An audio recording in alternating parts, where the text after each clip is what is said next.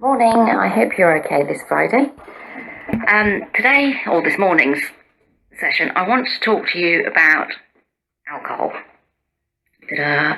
Now, the reason I'm bringing this up today is because Friday evenings, would normally be a time when I would look forward to having a couple of glasses of wine in the evening to relax after a week of working.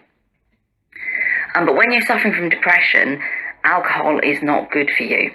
Now, I know this from past experience. In the early days of coping with PTSD, I did turn to alcohol, and I used it as a crutch to forget.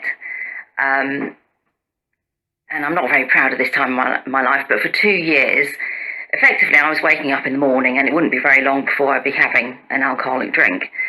And I didn't drink in very quickly, but I would drink steadily all the way through the day until I went to bed. So effectively, I was an alcoholic, because in the morning I would then wake up and need to have a drink to get going again. It wasn't a pretty time, and again, I came to realise that I was damaging my health, I was damaging my relationships with my family and friends. It made me erratic. But the thing I didn't realise for quite a while is that alcohol is actually a depressant. Yes, you may feel happy or feel quite confident when you're at that sort of slightly tiddly stage, or even when you are properly drunk. But the after effect is horrible. You physically feel awful, and mentally, when you've got depression anyway, it just makes you feel so much lower. It's a nightmare. Now, I was lucky in as much as I was strong enough to turn around when I realised after almost 2 years, and tipped all the alcohol down the sink and did not touch a drop for a whole 2 years.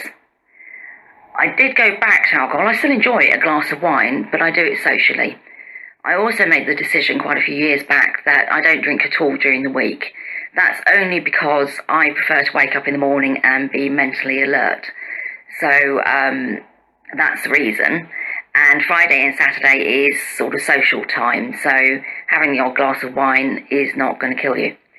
But I'm not perfect, and I am aware all the time that it is still a weakness.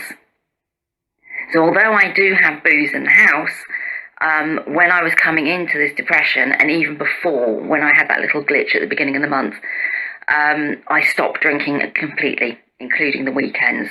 I just won't allow myself to touch a drop. And I think that is why I don't suffer the depression as often as I used to. It used to be once a month. Now it's once every 6 months. And the episodes don't last as long. So if you are struggling with alcohol, the best advice I can give you is get in touch with Alcohol Anonymous. Now, I didn't need to, as in I was strong enough to realise and then fight back myself and dry out. But I know they're a really good organisation. They are worldwide, and they don't judge, and they can help you and give you the support that you may need to get your alcohol drinking under control. And it doesn't mean that you have to become completely teetotal if you don't want to, but it does mean you are back in control of the alcohol rather than it being in control of you. So I hope, I do hope you'll learn from my lessons anyway, but I hope that's of some help. And I'm off. I'm still having to rest, remember, and it is beginning to frustrate me because I want to get on with things. But I'll do as I'm told, because otherwise the consequences could be worse. Although I am sneaking off today, I'm going to do a few things like go and get some shopping that I need to, go and see my father. So I'm not actually working, but I will still be getting on with things a little bit. I'm sure the doctors won't mind. Okay, I'll speak to you this evening, but otherwise have a really good day. Bye.